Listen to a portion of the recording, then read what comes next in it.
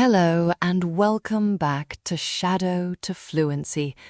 I am so glad you are here today because what we have prepared for you in this video is something a little different from our usual practice sessions, and I think you are going to love it. Today, we are going to learn real, natural British English through a story. Not a textbook story with simple, flat sentences that nobody ever actually says. A real story. One with characters you will care about, moments that will surprise you, and English so rich and alive that by the time it ends you will have absorbed dozens of new words and phrases without even realizing you were learning. Here's how today works. First, you will hear the full story read slowly and clearly. Then we'll go through the most important vocabulary from the story together. I will explain each word or phrase simply, give you a real example, and then we'll shadow it together. The story is called The Last Train, and it begins on a rainy Friday night in London. Are you ready? Let us begin. The Last Train.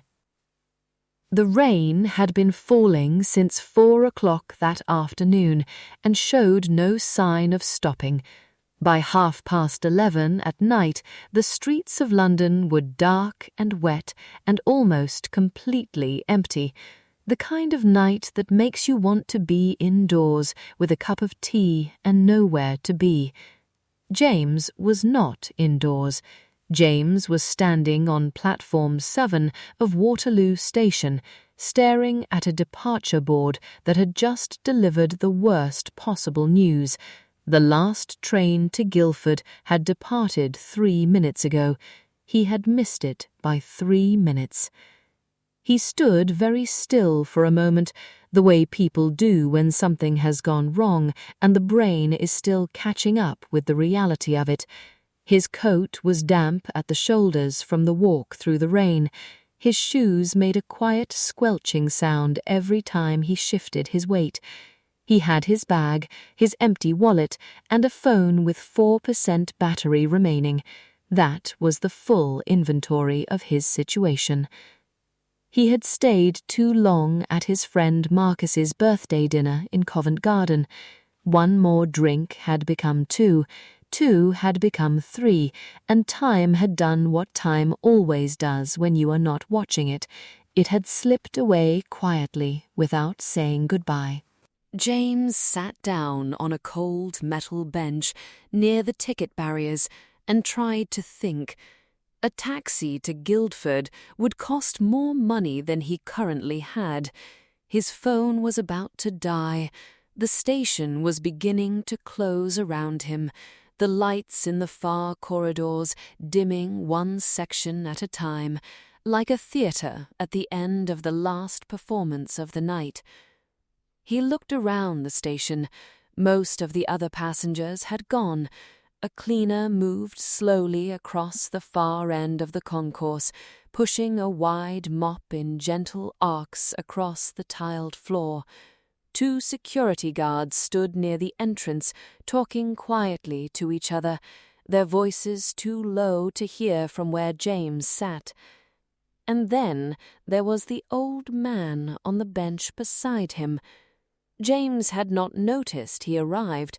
He simply looked up and the man was there, as though he had always been there, and James had simply failed to see him until now.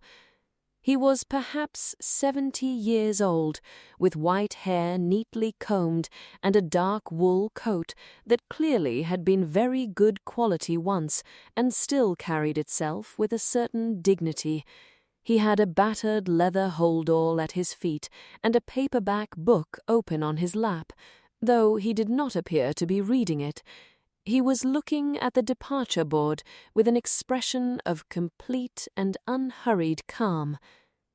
James glanced at him, then looked away, then looked back. "Missed your train as well?" James said. The words came out before he had quite decided to say them.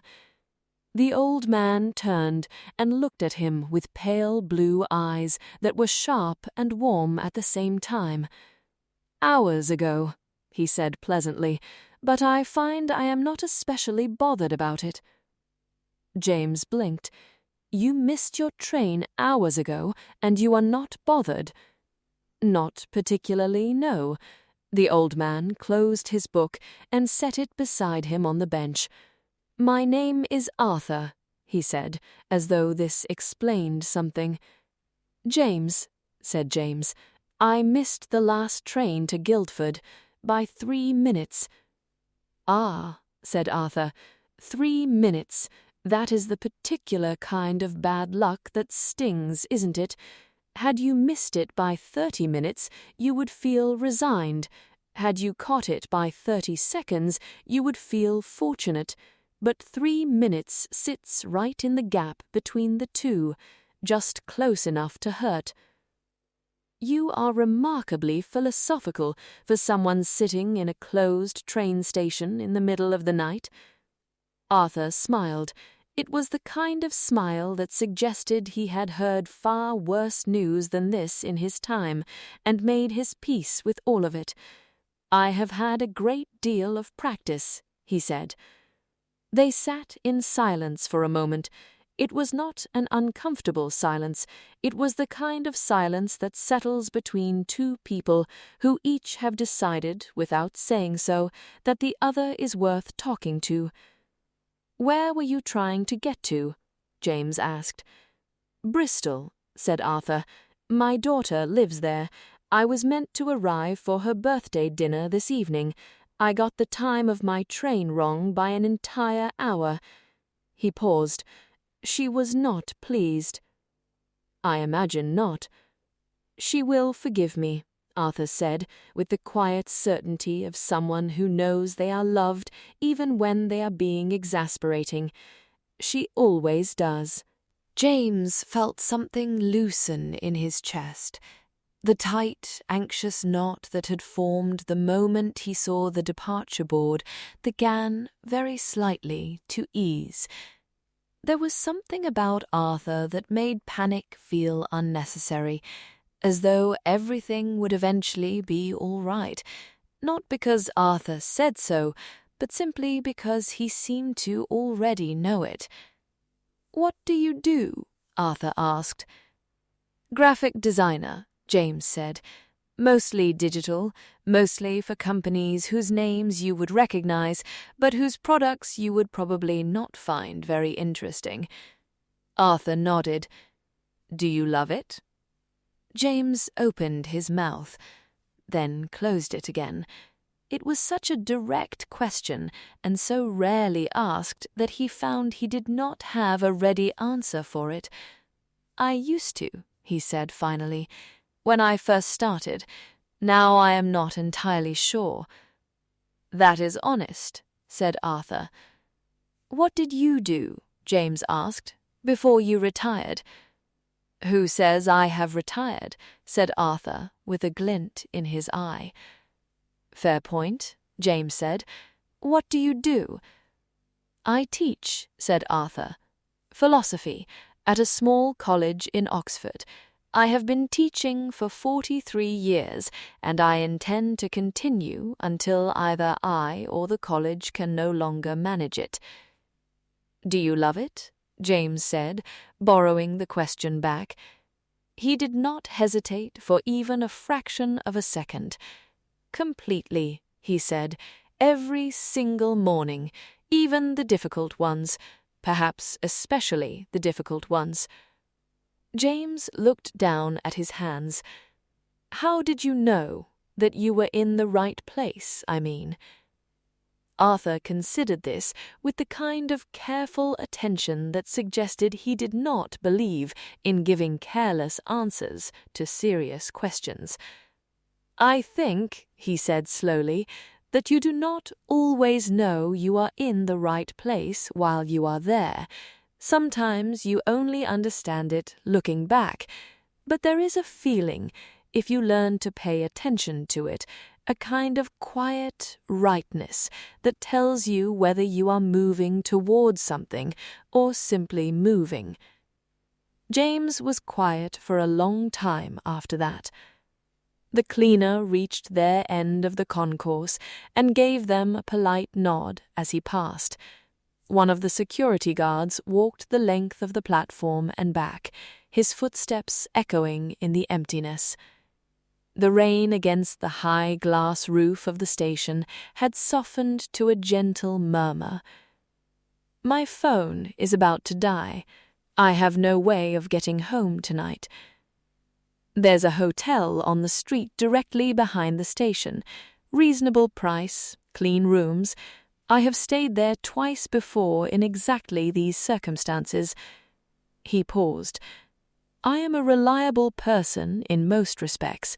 Punctuality is simply not among them." James laughed. It surprised him, the laugh. It came from somewhere genuine and unguarded, and it felt better than anything had felt since he arrived at the station. He booked the hotel on his phone with the last 2% of his battery. He stood up and pulled his bag onto his shoulder and held out his hand to Arthur. "Thank you," he said. "I am not entirely sure for what, but thank you." Arthur shook his hand warmly. "For the company," he said, "as am I." James walked toward the exit. At the door he turned back once. Arthur had opened his book again and was reading in the dim light with the same unhurried calm with which he did everything. He looked, James thought, like someone who had decided long ago that life was interesting and had never found reason to change his mind. He stepped out into the night. The rain had stopped. The pavements were shining under the amber glow of the street lamps, and the air smelled of wet stone and something faintly green, the way London sometimes smells after rain, like the city has quietly exhaled. He did not know what he was going to do about his job. He did not know whether he was moving towards something or simply moving, but he walked a little slower than he might have done before, and he looked up at the wet, gleaming city around him, and for the first time in a long time he felt something close to curious about what came next. He had missed his train by 3 minutes, and somehow, in a way he could not quite explain, it was the best thing that had happened to him in months. Now let us go through the most important words and phrases from today's story. I will explain each one simply, give you a real example, and then we will shadow it together. Are you ready? Let us go. The first word is concourse. A concourse is the large, open, central area inside a train station or airport where people walk and gather. For example, the concourse was almost empty by midnight. Now repeat, the concourse was almost empty by midnight. The next phrase is showed no sign of stopping. This means something that is continuing and does not appear to be ending soon. For example, the rain showed no sign of stopping all evening.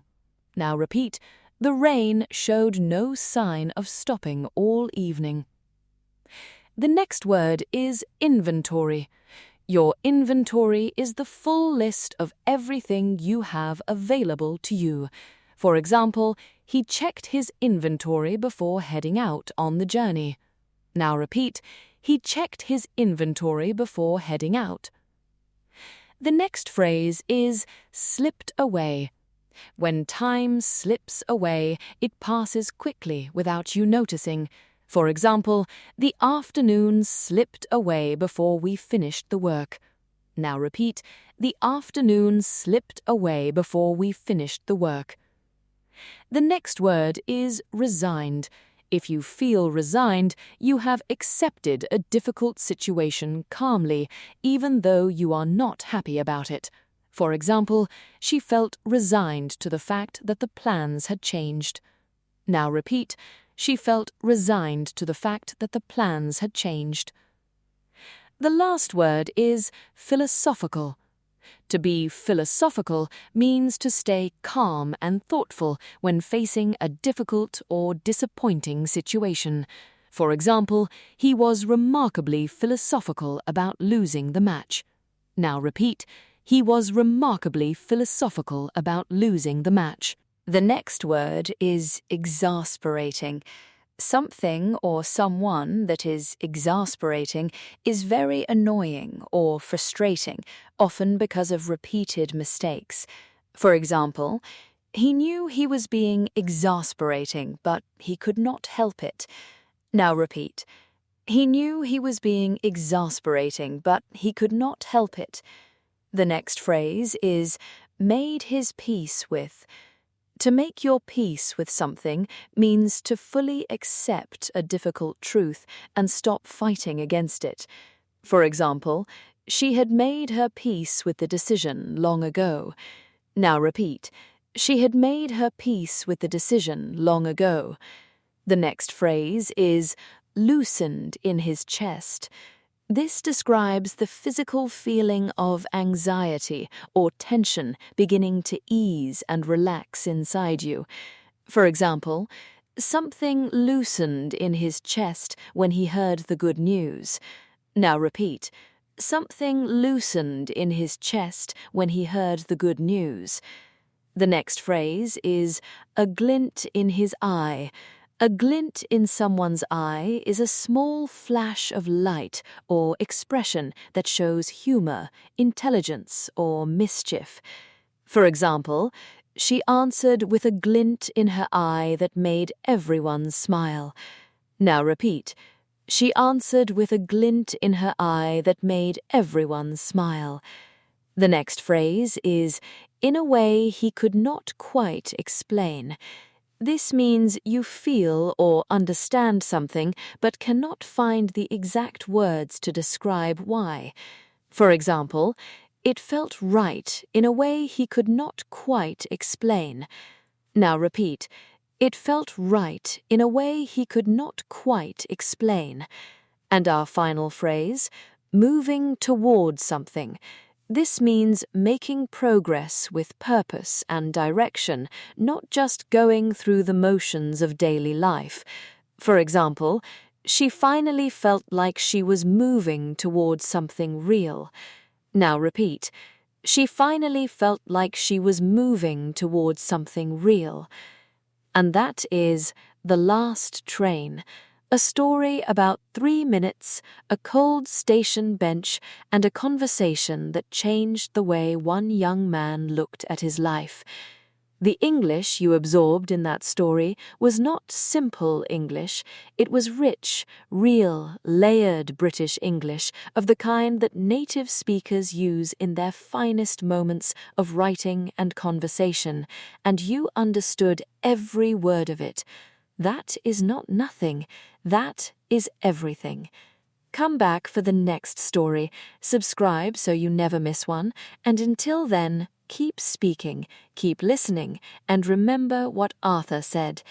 There is a feeling, if you learn to pay attention to it, a kind of quiet rightness that tells you whether you are moving towards something or simply moving.